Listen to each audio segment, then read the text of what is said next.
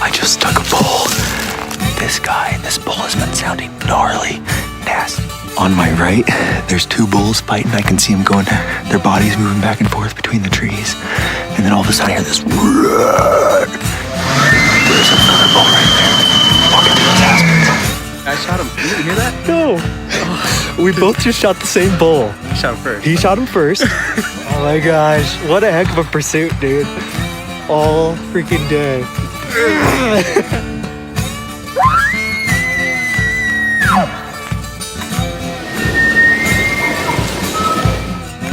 When your buddy calls you, says you got a buck down. And what does he got? A buck down. Look what I found. What a sweet Coues, man. Opening day, heck yeah. Way to go, Steve.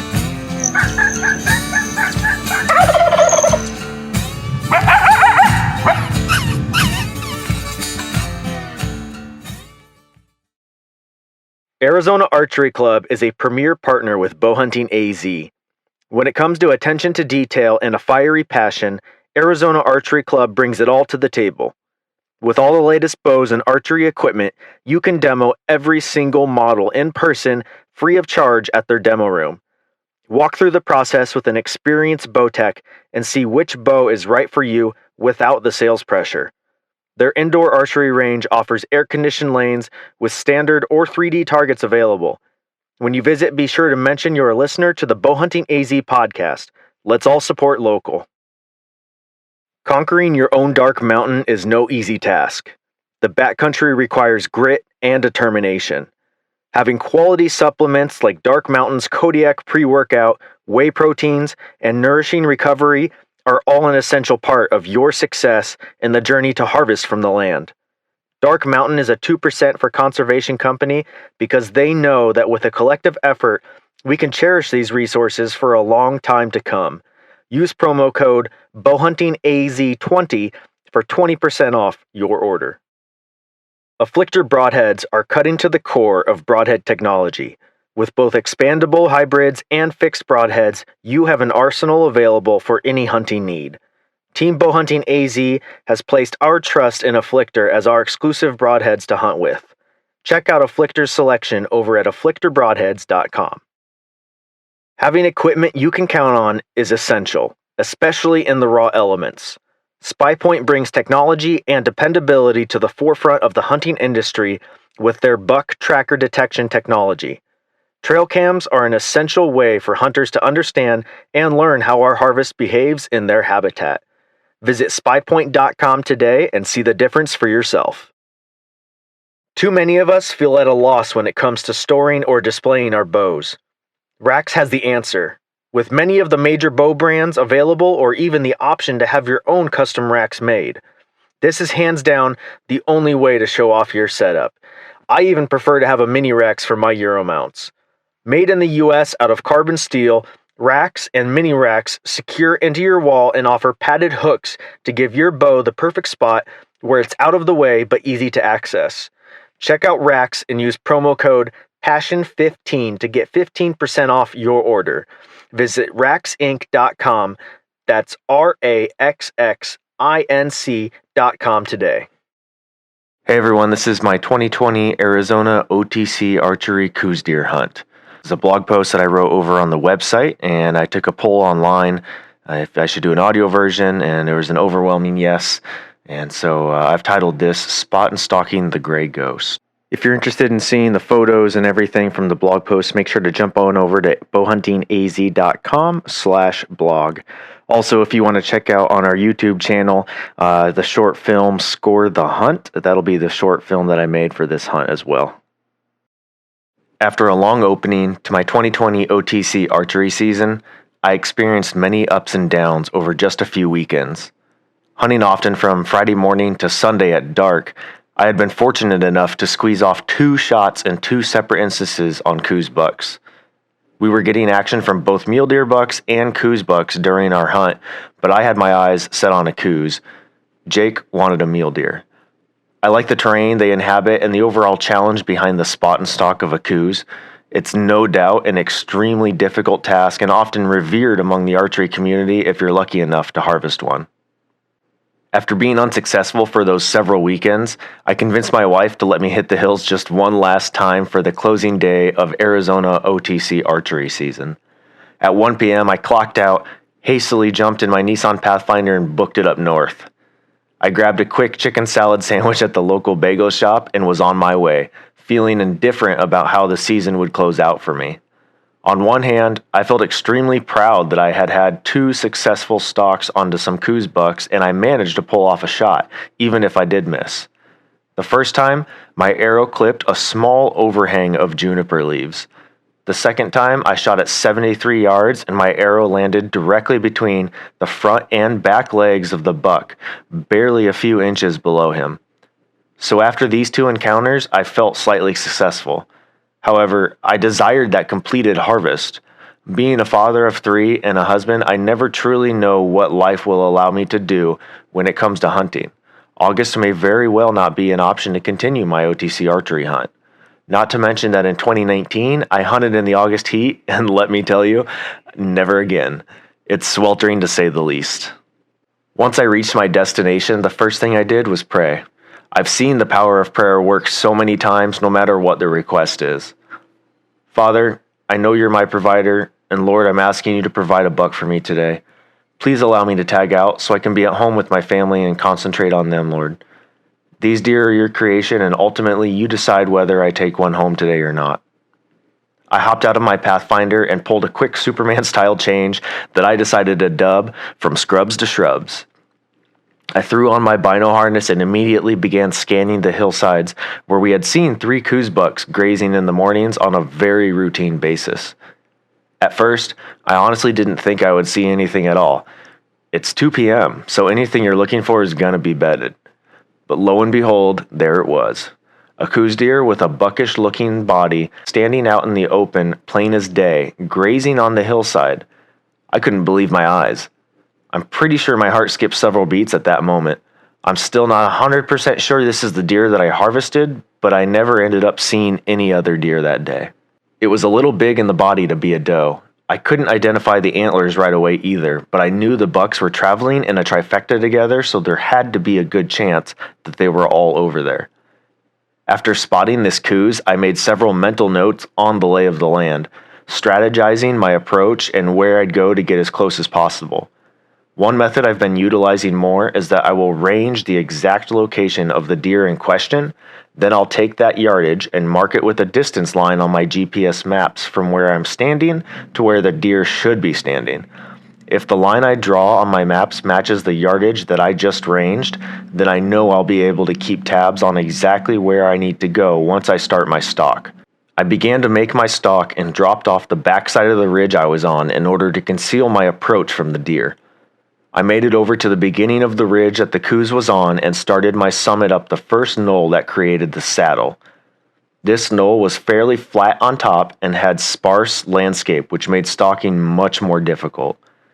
I leapfrogged rock after rock, a technique that I found to be pretty darn good in terms of stalking as long as the rock is stable. I took things very slowly. It was probably 4 p.m. by the time I was in the middle of the flat on top of the knoll. I knew I had to be only a couple hundred yards from where I had last seen the Coues deer. Every so often, I would pause for a good 15 to 30 minutes, tucked under a juniper and just glass my eyes out. Glassing as you go is essential on a stalk. If the deer move or become bedded, your only inkling of their whereabouts might be a tine just barely sticking up out of the grass. So give it your best effort and pay your due diligence by being patient. This is something that I had to force upon myself this time around, as I like to move a lot and cover distance. The colors of the sun started to change, and I knew the time had to be getting close to around 5 or 5:30. I had one large gap of 0 covered across, and I felt hesitant about it. But I finally managed to push myself out into the open and cross without making any noise. I had reached the point right above where the buck had previously been. I felt as if at any moment I would crest this little rock ledge and see him just standing there broadside for a shot. As I crouched and got closer to the ledge, I pulled an arrow out and I nocked it. Just as I had done this, some sort of glistening object caught my attention out of the corner of my eye, almost directly behind me. I slowly did a 180-degree turn and in an almost robotic fashion. There he was, a Coues buck, deadlocked onto me. I slowly reached down to my bino harness and unclipped my rangefinder. He was exactly 195 yards out. I put my rangefinder back and noticed a thicket between us, roughly about the height of my chest. I dipped lower at the knees in hopes that my movement wouldn't be caught and I would just materialize into the bushes, and it worked. I was utterly shocked. Most of the time, once a deer is locked onto you, it's simply game over.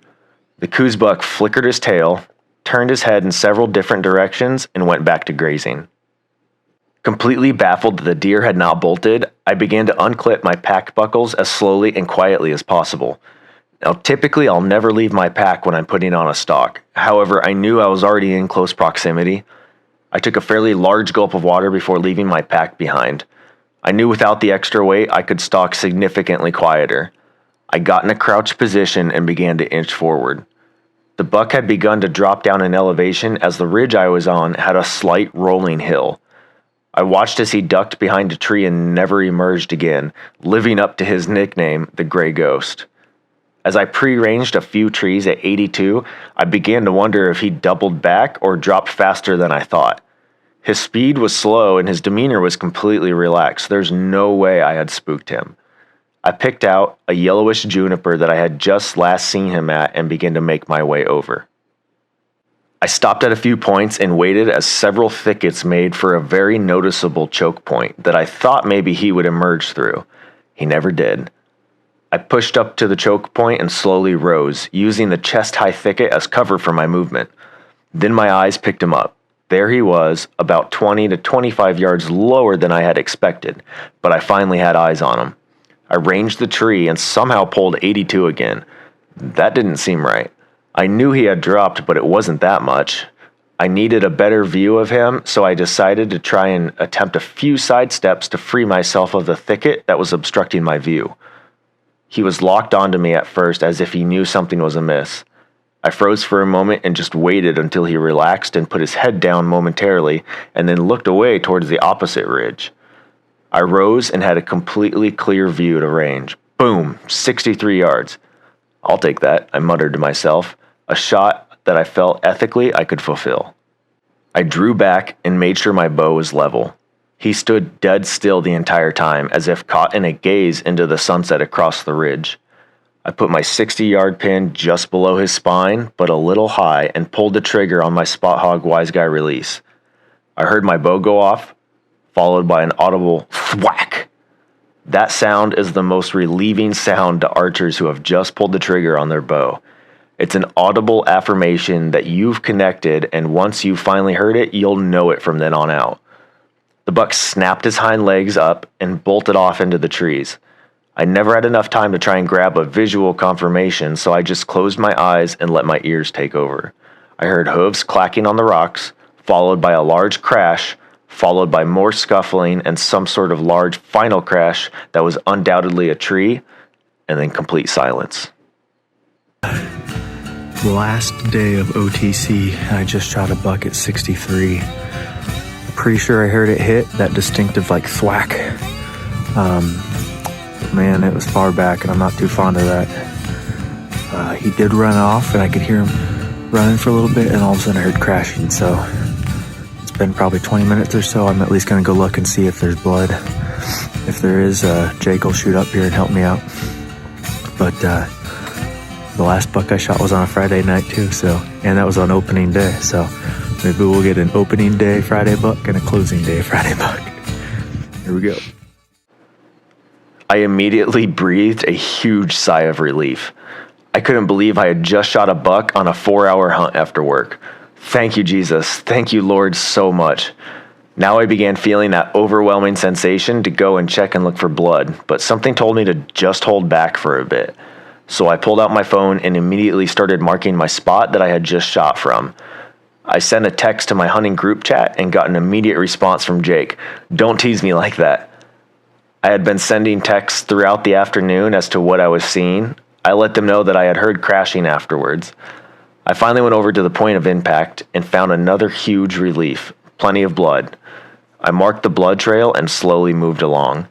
Jake let me know that he was on his way up, and I continued to track. From large area spray to the occasional palm-sized puddle, I felt confident this buck wasn't going far. All right, here's where I hit him at. Doesn't look too bad. I don't see any green bile, which makes me feel a little more comforted. But we'll see what happens. I'm going to try and start trailing while the blood is fresh, and hopefully that crashing sound that I heard was him laying down. So here we go. Well, first and foremost, I was praying super hard today, and really asking God to give me the opportunity on this buck, a buck period. And then I saw this one at 195 and stalked into 63, and I was just like, man, Lord, please, like, could use the meat for sure, and I just want it so badly. And whether I find this deer or not, if he's piled up over there or whatever, power of prayer is nothing to be underestimated. Glory to God. My buddy Darren Boyd replied in our chat, "Lots of blood. He's dead." As I had sent photos of my findings, "I can actually see that, and I'm red-green colorblind," he said. I continued my tracking and noticed something ahead laying in the middle of the blood trail, my arrow.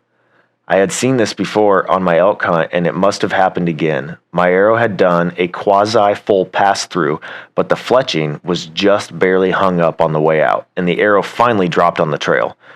A thick layer of blood covered my arrow, almost dripping off, and I was super pleased to see zero green bile, as I knew my shot was placed slightly far back. After another 10 minutes of tracking, I finally found the buck.